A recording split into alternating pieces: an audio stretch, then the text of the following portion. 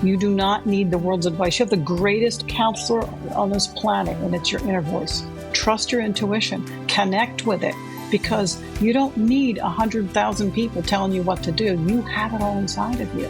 Just follow your passion. What are you passionate about?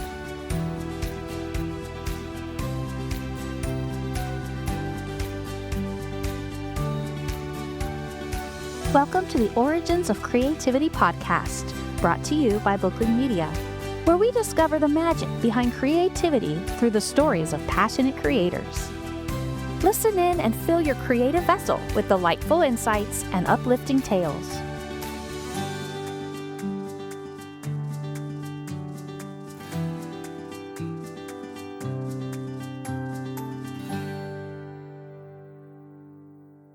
Hello, you are listening to the Origins of Creativity podcast. I'm your host, Becky Gehrisch. Today, our conversation will focus on our guests' encouragement to listeners to trust their intuition, embrace their unique artistic voice, and find joy in the creative process. Please be sure to subscribe to the show in your favorite podcast app. This way, you won't miss the next episode, and it helps others find us. Our guest today is an author-illustrator, motivational speaker, and textile artist. She is a two-time Emmy winner for her work as one of the lead designers for a professional sports team in the U.S., the National Basketball Association's Philadelphia 76ers. She has created award-winning children's activity books and is a multiple Eisner Award nominee in her role as art director for the Library of American Comics, a company she co-owns with her husband. She uses her own life experiences and travels worldwide as a motivational speaker, encouraging all ages from teens searching for a career to seniors desiring adult education. As a textile artist, she was led to create textile art to support endangered animals. Today, with the help of meditation, she happily writes, illustrates, and teaches others to follow their dreams. Please welcome my guest, Lorraine Turner. Hello, and thank you so much for having me. This is an honor to be here, and I really appreciate it. Oh, I'm excited to hear about your different artistic outlets, as well as your motivation and inspiration. You've worked in design, you've worked with textiles and art, fabric design, you've done motivational speaking and textile art. Do you have a favorite? You're asking me to pick in the candy jar and pick out one jelly bean. Yes. I don't know if I could do that. I wondered if that was one of those things with all of those things you've done. I thought, well, you know what? I bet you it's just one of those she just loves to create, and that's just beautiful. I think that you hit the nail on the head. I absolutely love to create. If I am not working in my art studio, I'm in the kitchen baking bread or learning a new recipe. I just bought some new African violets and they weren't doing well, so I read up on them to how to work with that. But I'm always creating, and so I've had a wonderful, wonderful career with my work with the Philadelphia 76ers. I didn't just do billboards and TV commercials and print. I got to work, and they actually had me up in the stands creating signs for the kids to hold up. So I've had a blast in my career, really. It's just been a wonderful, wonderful career. And now I find myself, and as we'll talk about, I took all of my skills as an artist that I had been doing on the board and said, hey, let me see if I can do that with a needle and thread. And that's where the textiles come in. So it's the same, like people, when I teach them, they'll say, well, I want to do what you do, Lorraine. I'm like, I've got 40 years of experience as a designer. And I only have since 2016 with the needle and thread. So what happens there is that you're just applying yourself, your creative energies in a new medium. That's all it is. It's the same me. Yes, I could see that. And you don't work in design so much anymore. You're fully doing textile art and speaking. And is that correct? Yes. Wonderful. Yes. I work with my husband when he needs me because we're 2 desks away from each other. But he's slowing down. We're both getting older, and he's doing some choice projects with comics that he absolutely loves to do. And if he needs my help, I'm there. But for the most part, I'm not doing the computer anymore. I'm nice. like retired from the computer, and I want to just spend time with my hands. I really, really would like to do that and get off devices. For goodness sakes, I've had too many times on devices. I'm ready to get rid of that. Exactly. Get rid of them. You know what I mean? No, I hear that. Yes. Limited. I'm limiting my time on devices. Right. And then, like you said, you get to work with your hands and actually get into the art. And now that makes me wonder, with the design work or computer work, was that less creative or just creative in a different way? Oh, no, no, no. That's tremendously creative. Let me just give you an example. I had to do a I had to do a commercial on the Jumbotron. That's the big thing that's on the center of the court. So when you're Right. watching the game, they have the entertainment. And my job was to illustrate Allen Iverson. He was a top player for the Sixers, and Shaquille O'Neal. And it was an old commercial called Mighty Mouse, and I had to put Allen's face on the hero and Shaq on the monster coming through the town. And that's intense work. It's intense design work, editing, with video. But it was fun. It's a lot of Yes. fun. Very, very. I had a lot of creative freedom. They would just say, "Lorraine, this is what we want. Go for it." They didn't tell me how to do it, when to do it. Yeah, I had deadlines, but for the most part, all of my work, even all of my graphic design work that I work with, even if I'm doing like a T-shirt design for a bar, in my years past, I got to have fun with it. I think that's the whole part of, and that's the motto that I've had for a while now. If it's not fun, I'm done. And I mean it sincerely. I have to have fun with my work. It's got to be fun, or I'm walking away. Right. That's the fuel to making good work, I think. And that's exactly right. And I guess before, as we're talking about your textile art, since we're, audio only, would you mind describing a little bit about what your pieces are when we talk about the textile art? It's funny when I first got into this and doing it.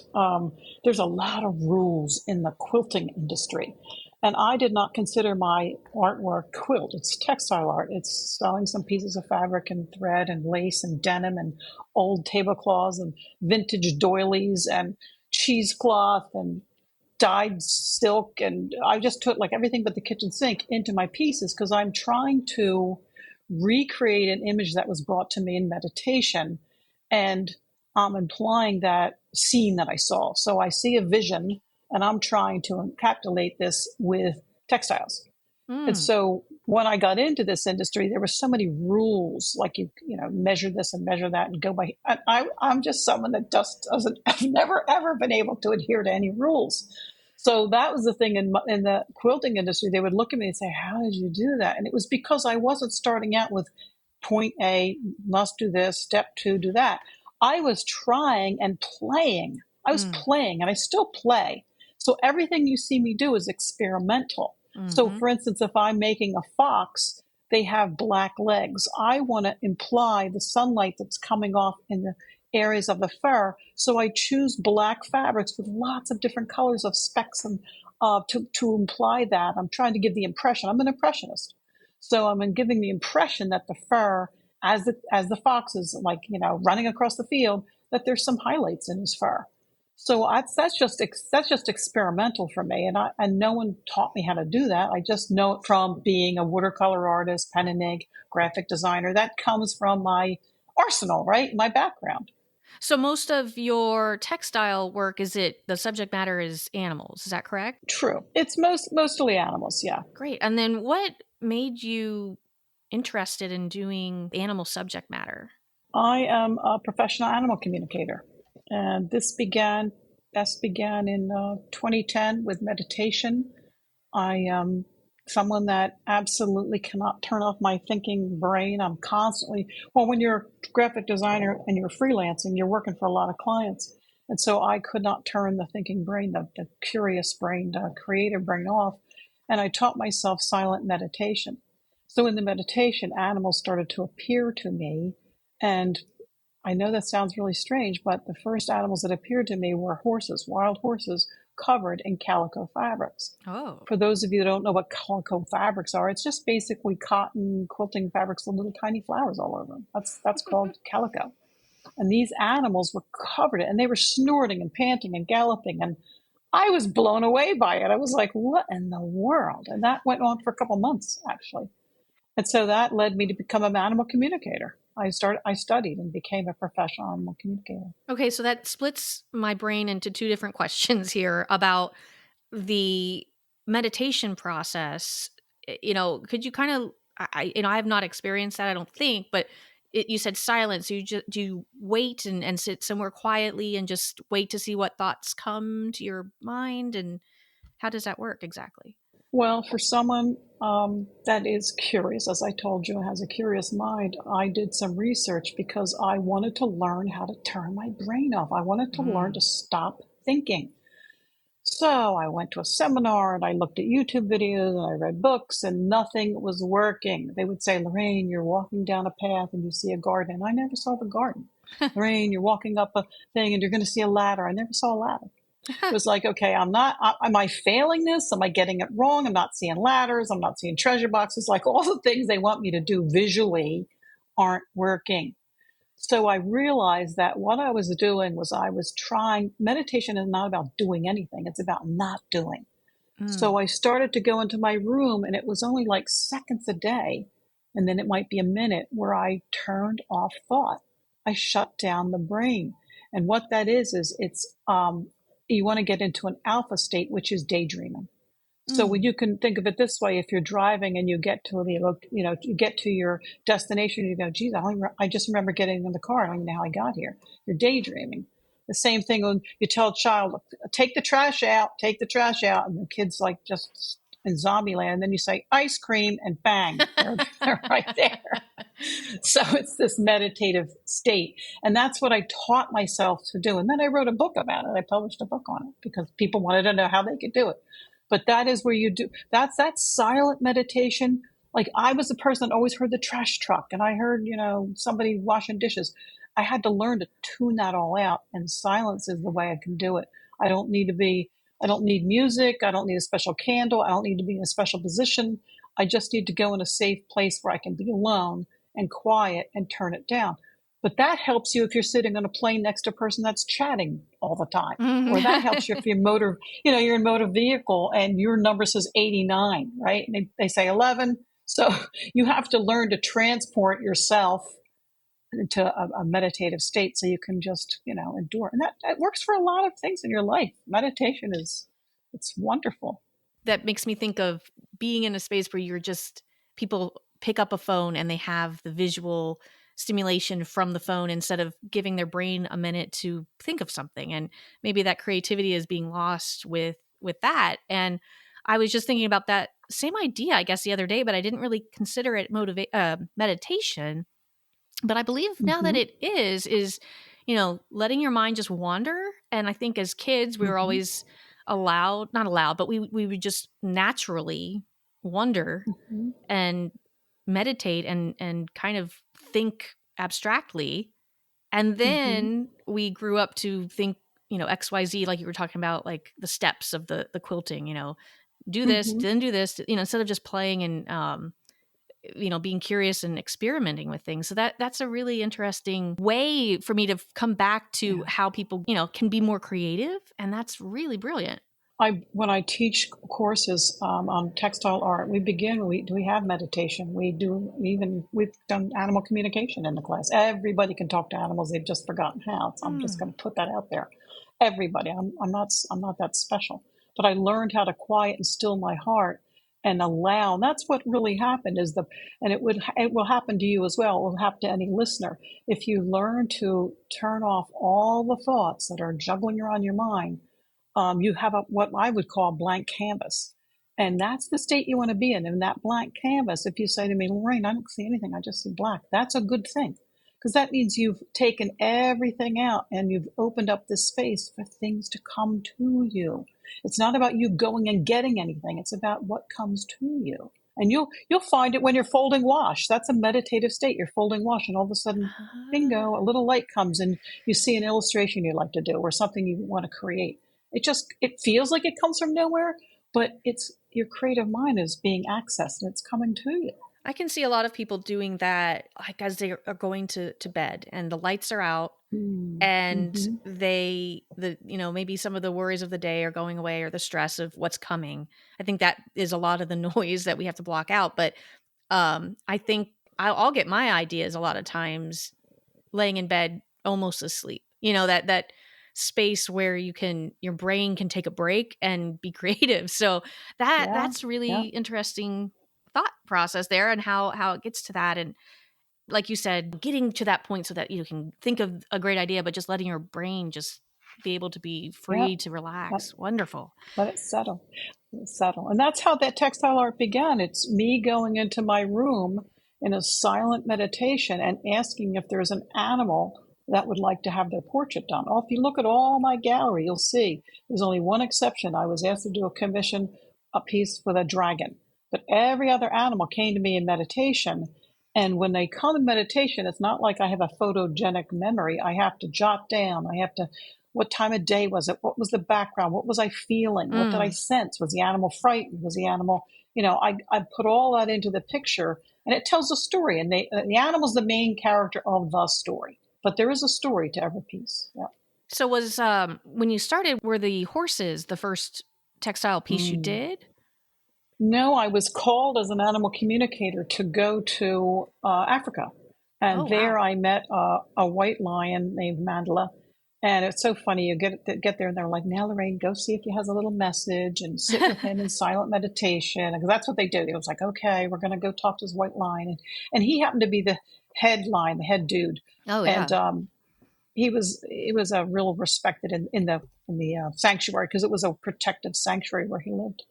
And this lion, when I went to connect with him, I thought he was just I really didn't know what to expect. I thought he was going to talk about the different changes within the sanctuary or what was going on. Sometimes I get things about global warming, whatever.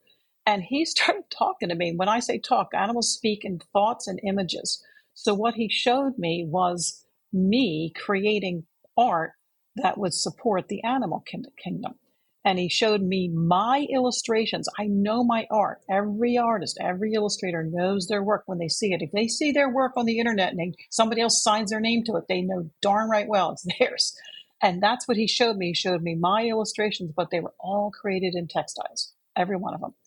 And before I closed off, because when you finish with an animal, you always ask if there's anything, you thank them, and you say, just give them a blessing before you go. And he said to me, never look to what is coming back, because you can never outgive.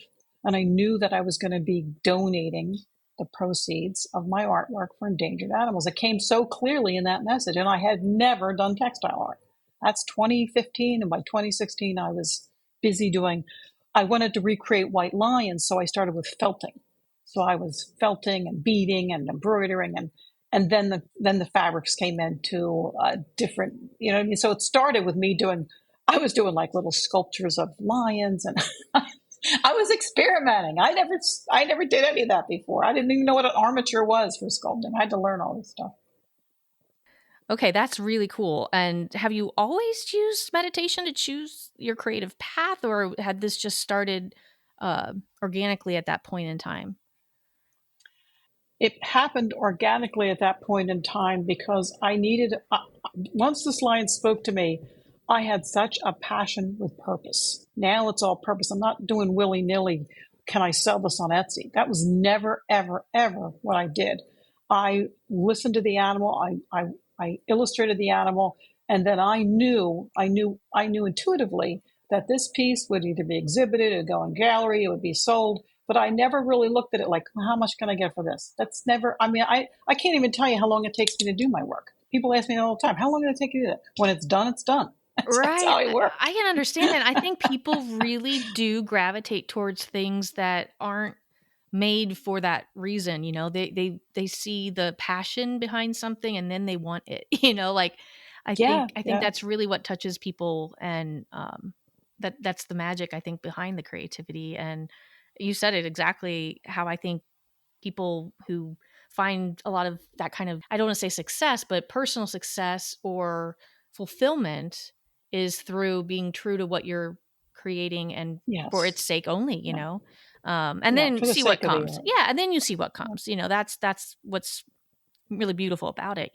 But I understand being a young artist. I mean, when I graduated from art school and I was going to college for art, of course I was trying to make, a living. I was trying to Right. say, can I really, really earn a living being who I am as an artist? Through and through, I'm an artist, but can I really make a living at that? That's a challenge for all of us when we're at that age and we're going through that. Or even, I would even say for adults that are looking at things and say, my family keeps telling me how good of an artist I am. Maybe I can make some money at this. Like if that is your passion, that's fine and that's great. But if you really, really get into doing something that you really, really love to do, all of that will fall into place. I just feel that way. I feel very strong about that. Right, because there's so many careers that are of course creative in nature, and it's that Mm-hmm. balance then between being creative but not saying, oh, I'm going to take 15 years to complete this one painting to sell. You have to balance Yeah. that, and it's definitely hard, especially because there's so much of your oneself, I think, that goes into art, and then Yeah. to have to separate that with a career or monetary returns on it. So and so you're speaking about kids that were told, hey, you're really good at art. Were you one of those kids that people would tell you that and you just kind of like went towards it, or did it find you naturally? I was someone that always had my hands in art. Even as a young child, I was always playing, and I don't know, my hands were always dirty. And when I had this yearning to go to art school, and I was told by someone that I trusted and loved that I would never make it because I wasn't good enough. Ugh. And that stayed with me. I mean, I really swallowed that, and that held me back that was at 16. I was told that, and I went to art school, I would say 16 years later. 16 years Wow. later, I went to art school, and I drove, let me see, it was 90 miles one way. Yeah, so it was a 180 round trip, and I put myself through art school, and I Wow. had two kids. I was a single mom, and I drove every day with kids that had blue hair and nose rings. And I'm a mom just trying to like make it, Oh, I love it. But I was just, and that's what I'm talking about. It's like, don't let anything stop you. It was like, I was driven to do this. You have to work. I mean, if you really, really want something, you have to work for it. It doesn't fall out of the sky. It just doesn't.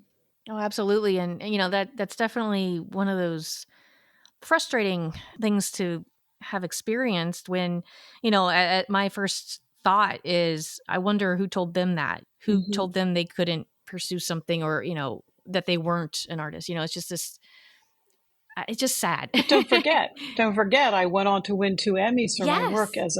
as an illustrator, and this person in my life I'm not saying I don't have a good relationship, but it was very, very close relationship.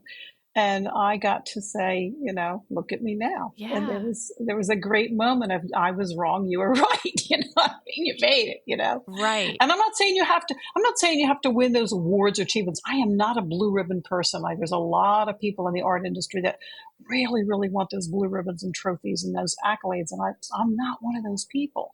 I have won awards, and I'm very thankful and I appreciate that. But that is never my goal or my intention. My intention is always to be, and you'll see it in my work, is I am trying to help endangered animals and tell their stories. That's it. Number one. Hmm. If it, if it fills my walls only and nobody ever purchases it and it doesn't help the animals, my intention is there.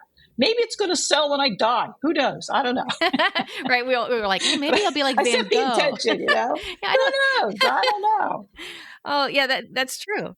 I also want to say, because I've had this a lot, I want to encourage people and make them understand is that you do not need an artist's degree, certification, a university or college to do this. I don't want anybody to think they're not an artist or they haven't made it because they don't have that piece of paper. Right. I'm encouraging all of you to continue and search and follow your passion. Really dig deep down in your heart. What are you passionate about? And I'm talking to kids, I'm talking to adults. Don't give up and don't think that you're not good enough, because there is a way that you shine differently, just like your fingerprints are different from everybody around you. You are special, and you have a bright light that shines within you, and it's time to let it shine. Get it out. And don't worry about mistakes. There's no such thing as mistakes. There's only life lessons. Just remember that. Absolutely wonderful. And, that's advice for children and adults and all of us who have any creativity in our world, which is mostly everybody, and Mm-hmm. just to enjoy it, like life is short. We live once, and like this is, our time to experiment and play and try it. Mm-hmm. Why not? Yep. I think Mm-hmm. that's the problem, is once something's out there, we get that, people are looking at it, people are critiquing it and judging it. But, who cares? There's so many people, so many different opinions.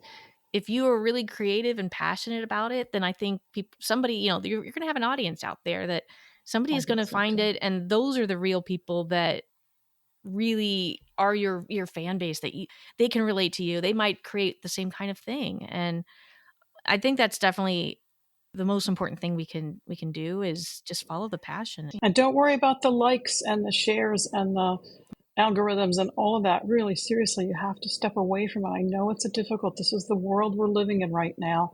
And a lot of people judge their self-worth on their likes on a social media app. And I'm encouraging you to step away, go meditate. I'm telling you right now, you do not need the world's advice. You have the greatest counselor on this planet, and it's your inner voice. Trust your intuition, connect with it, because you don't need 100,000 people telling you what to do. You have it all inside of you. Just follow your passion. What are you passionate about?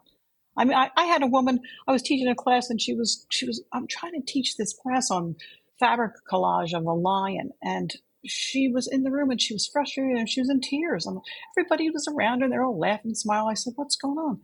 She said, "I'm trying to do this, but I brought the wrong fabrics." And I said, "What are you talking about?" She said, "Well, all my friends brought," and she named a designer. They have his fabrics. And I was like, "Well, do you like those fabrics?" And she said, "No, that's why I brought these. I love I love Aboriginal prints." And I said, "Then make the lion out of it, let's go here." She was so consumed and so worried about looking over her shoulder left and right, yes, that she couldn't get into it, and that's what I'm saying is, find your own path and don't worry about what other people say. Go make a lion. Yeah, just go make a lion. That's exactly, it's so true. And, I think as young kids, we don't care. And then we start caring and we start noticing and start, seeing everything else. And, some of it's great, right? We can, compare, say, "Oh, I'd like to do something like that. I never heard of that or saw that before." But then other times, like you said, it's frustrating because it derails our creative thought process and trusting what we might feel is right in that moment. And like you say, with art, it's art. And if you're not going for realistic, then don't worry about it. Or it's just whatever you're working on. And oh man, I was wondering, when you were talking about working, you say you're near your husband, how's your workspace set up? Are you able to just kind of zone into the art there? And how does it look? Well, I will absolutely tell you that I'm one of the luckiest artists on the planet. I mean this sincerely. I was one of those women that, or artists, and it doesn't mean women, artists that shared my art studio with my dining room table. Oh, yeah. So every time I had to clean the table up because dinner was ready or whatever, And then I moved to Key West, Florida, and that's a whole nother story, but I moved to Key West and I took nothing but my summer clothes on my laptop and moved to Key West, not knowing anybody. And I had a little place with just this tiny, tiny little room where I made that my art studio. And now I'm in Clearwater, Florida, and I have this bayfront, waterfront, huge Florida windows, windows that look out across the bay. And my art studio, my husband and I decided we wanted to keep our office right there. Like, everybody that comes in here, they're like, "Isn't that supposed to be the living room?" I'm like, "No, this is our art studio." Because we picked the greatest view in the world to put our art studio, So I have all kinds of, oh my gosh, when I started this, I was that type of person that would see a button and go, "Okay, I don't know what I'm going to do with it yet, but I'm going to get it." And that's how I collect. I mean, I have men's silk ties from, 1940s, whatever. I have tablecloths and ribbons, and I mean, you name it, I've got it, because I just wanted to. I'm telling you, I was like a kid in a sandbox, or with big crayons in kindergarten. Like, I just wanted to play, and I still have that. So it's like I have this huge toy box of textiles, and I use them all the time. That's what I'm saying. If you have an artist block, go play with your art supplies.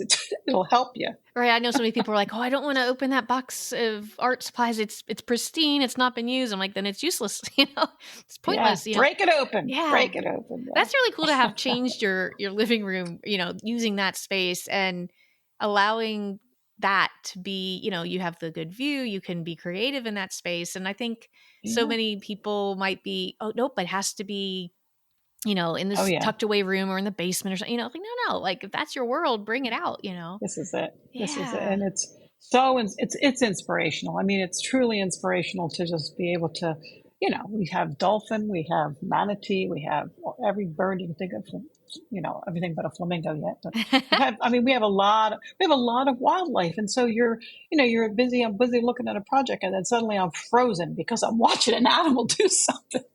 Oh, that's really funny. Yeah, right. And then you You can know what I mean? use that, take that moment. Yeah, I think so many people are like, I am Exactly. focused on this and I must stay in this zone. But no, Yeah. that distraction might be the inspiration for something new. And Yeah, it really is. And that's, but anyway, anybody that has asked about art studios, any of us have been doing this for a while. We all start out in a corner, in the basement, in a closet. And you might still be there. It doesn't mean that you're not oh, be no. able to create. No. My God, we had to create in the closet. I swear. Yes. You did what you got to do, Yes. But I'm very fortunate now. Like, my kids are all grown, and I'm able to Yes. stretch out and play with my art. Yeah. That's true. It's like a different kind of inspiration that comes from restraints or, Mm-hmm. things that'll hold you in, where you can find a way to use that to be creative. It's that challenge, I think, that helps. I feel like if I went to somewhere that was like perfect, it would be like, I can't touch anything. I can't be creative. So it's that two-sided thing, like, well, which one's better? But, no, I do love that. I think that's great to have that, and even if people don't have that kind of space, it's one of those, go on a walk and enjoy nature. Absolutely. I think that definitely will help calm the mind and, let ideas flow. And, there's order in nature. There's absolute order in nature. And if you find yourself in a tizzy about anything, it could be anything. It could be things that are happening in the world.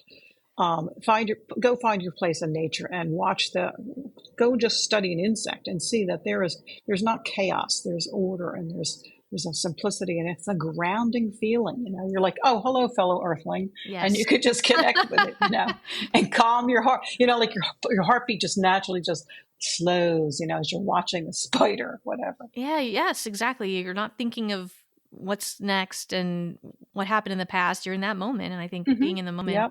definitely would help with all the creative outlets, that we've got going on. And, like you said, you didn't really have a favorite creative outlet, but what is it about textile art, that is satisfying to you beside the subject matter? Instead of using paint or sculpture, what else is it about the art?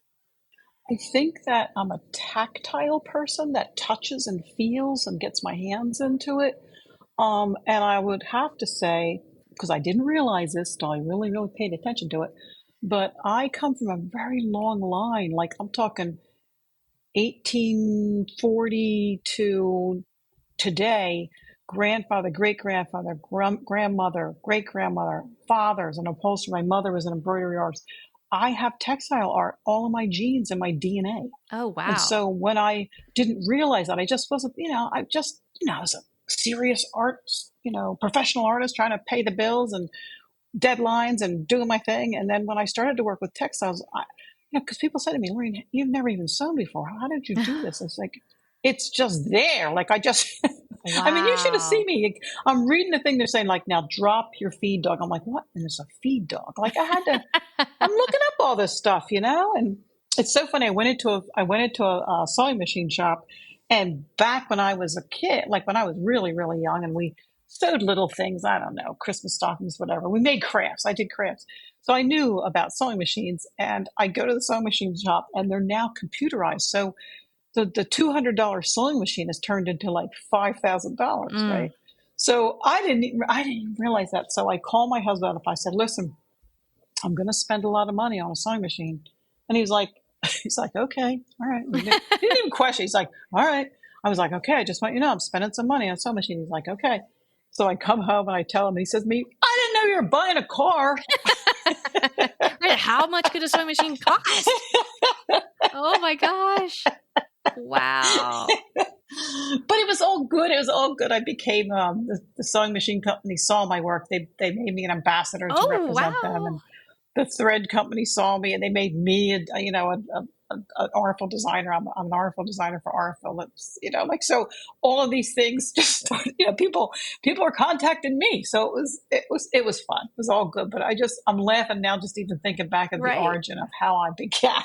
Well, you took that risk, and it's, that's funny. I mean, it's hard to, just go for it. And I think what I'm hearing in your experiences is that, I'm just going to go for it and be true to it and get to that place where I'm happy with it. And then other people are seeing that shine through your art and then reach out to you. And I think that, I think that's just brilliant and wonderful that can happen with seeing your art, seeing your pieces, seeing what you've made, and then people are drawn to it. And I love that.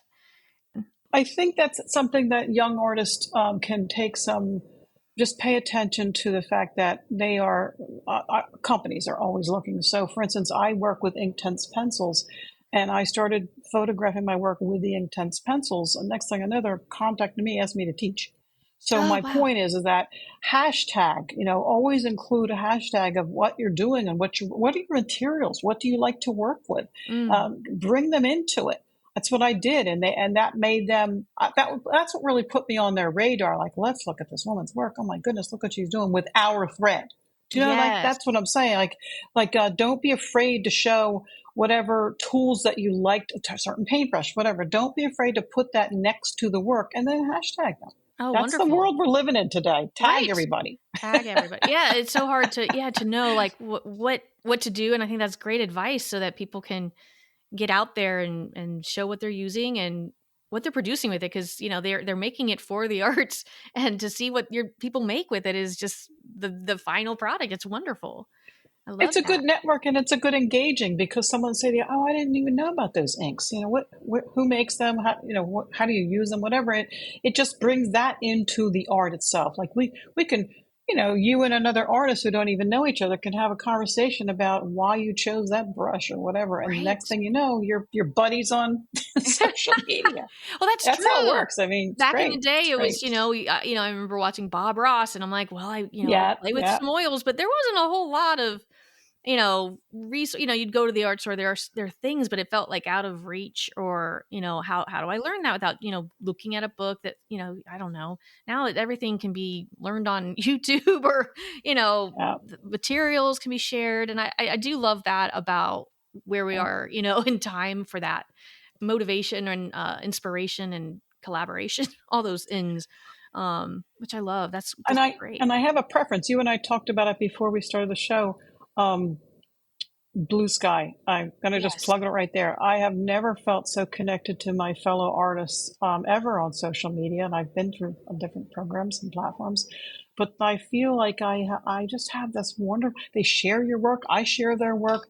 I don't have this feeling of competitiveness. There's a lot of competitiveness out there, and some of it's very ugly. I mean, I've had people, I love how people criticize my work or tell me what I should have done on my art without me even soliciting, hey, what do you think I should, like, number one, young artists, don't do that.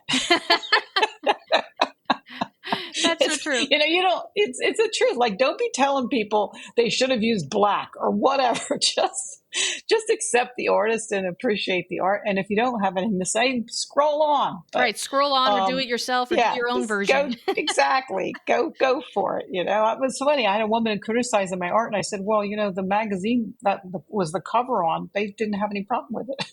Oh. It's not a cover of a magazine. She wants to tell me how she would have done it differently, or how I should have done it differently. It's like, okay. And you're going to get that. Oh, right. Everybody's a critic. That's life, It's life. Even on our own pieces, it's like, after looking at something that I forgot how hard I worked on something, you look at it and you're like, I should have done this. And like, in the moment, it's like looking back at every second you could have, all the choices you could have made. And it's just like, it is what it is now, and let it be, but it's hard, it's like we all have our opinions, and we all want to, share. But I think that is funny, it's like, well, then you can go do your own and do your own version of it. It's fine. My husband, he's a designer, and he's wonderful. And he'll walk into, I have a design board, and I'll like pin up my art and whatever. And he'll look at it, and he always, he's very complimentary, but he's a designer. And he might say to me something like, did you want the foxes or the horse's foot to be that close to that bush or whatever? Because he's looking at perspective Oh, sure. and he sees design and balance, whatever. I'm like, oh yeah, you're right. Like Yes. I love this guy. I mean, I love him because he's my soulmate, but I also love the fact that I happen to live with a wonderful designer that can just, he doesn't say, fix that. He just says, did you want that? Right. He says it very nicely to me. He says, Yes. Did you want that as a good approach? I Did think you with want to cut off that ear? Yes. Yeah. So many times if people ask for like a critique or something, somebody will say exactly how they would do it. But I love that how, did you want that? Yeah, Because, that's all. Yeah, there could be a absolutely perfect reason to want something. And then, oh, I yeah. see. That's why, but that's really funny. Like, oh, I love it. And he teases me because I think every artist has this, but I have my favorite color. I mean, I have favorite Oh, yeah. palettes, that go together. And he looks at, my body of work and say, you really do like this color a lot. In other words, I've been using it a lot, That's funny. And that's true. I mean, Yeah, sometimes it's we hard do. We have to them. choose something different and then it doesn't fit with everything or it doesn't feel right. And I mean, that's funny. Yeah. I love Yeah, that. it's good. It's all So good. when you are getting ready to work, what motivates you to just kind of get into the piece or the work if you're not feeling it or, what kind of gets you into that mood, Well, if I'm not feeling it, as I said before, it's almost like if it's not fun, I'm done. If I approach, like I wake up today and I have my routines, I go for a walk, I have all my wonderful routines, meditation. And if I look at my work that I had started or that was in progress right now, all of my work at this time of my life does not have a deadline. We could talk about when I had deadlines, how I used to have to get into it and just put my hands in and get moving. But right now, I really, really listen to my inner voice because I know for a fact that if I'm not having fun or if I'm not enjoying it, my passion's not engaged and my heart energy is not there. And I'm just going to go through it like I'm doing the dishes. That's not Right. what my art, I need to have the passion engaged. Now, when I used to work in a professional thing where a client said to me, Lorraine, I'm a musician. I want this logo and I want a guitar in it, whatever. And I woke up and I wasn't really feeling like doing guitars and logos. I had to I'd go through it. My problem then was that I really should have given them 3 comps. Oh, right. This is a three different guitars you're getting to look at. These are the fonts. This is what I'm doing.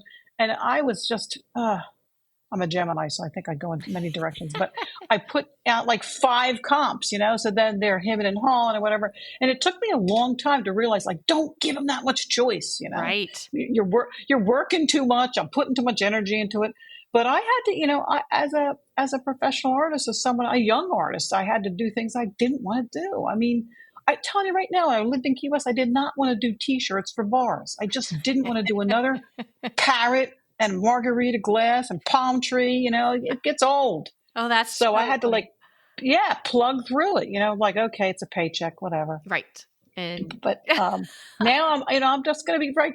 Be honest with you. I feel like I've earned the right to get up and say I'm going to the beach. And I'm not doing that today. So there. I love it. Right. Okay. I put in the work. I've got to That's right. get it right. Yeah. I love that. And Yeah. it's okay even if like people are starting out and like, okay, take your, 5, 10, whatever you need to do. Just, like you said, get through that. And, also I could see that being as like a learning challenge of, how would this apply to me later? How will this palm tree come back to being something I use? I don't know. Just as a challenge, something that, try to make it fun, like you said. And I think then it'll be better. And I love that. I do. That's really fun. Yeah. Yeah. Oh, what creative advice would you give your past self? I think that's really fitting for me to hear from you. And I think our listeners would appreciate that. I think when my past advice to myself as a younger student, as a younger person, even a child, was to trust myself. I didn't have confidence. I lacked confidence and I kept looking at the world for some sort of nod of approval.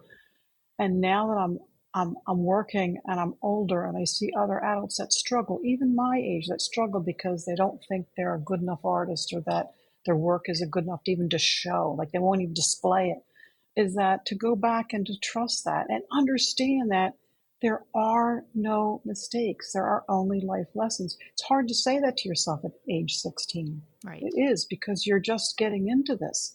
But, coming through it with all the wisdom I have now, looking over the back, all the bypasses and the things that I've had to endure and go through, and the trials and errors that I had. There wasn't all sunshine. There's a lot of storms in our lives.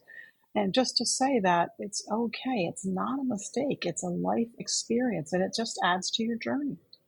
There's no mistakes in art, ever. Beautiful. I love that. And I think that can apply so well for everybody, and make people maybe they should print it out, hang it on their wall, just remind themselves every time they sit down to do whatever creative work they're doing, and just like you said, experiment and play and see what happens. So, and dream big. Yeah, I was just about to say, what would your final thoughts be, and I think that might be it. The dream, dream big, Dream big. Wonderful. Where can people find you online? I know you mentioned Bluesky, and you also have a website, I believe.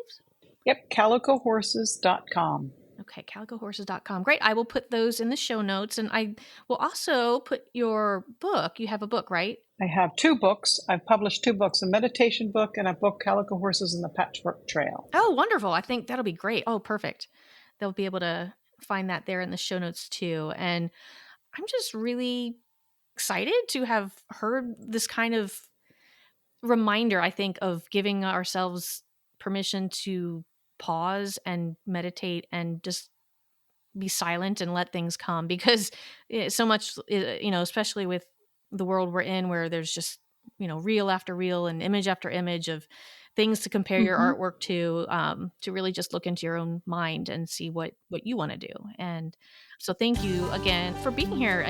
This is such fascinating insight into this and your creative process. And I'm sure our listeners gained some new insights that they can apply to their own work. And thank you, listeners, for joining us.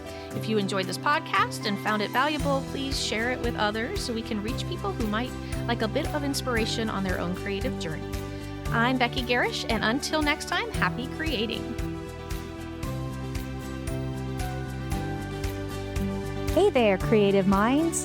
Are you ready for the next burst of inspiration?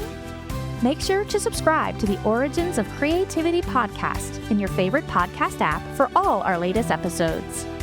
Visit booklinkmedia.com/podcast for show details, links to connect with us, and so much more. This has been the Origins of Creativity podcast, where inspiration meets imagination.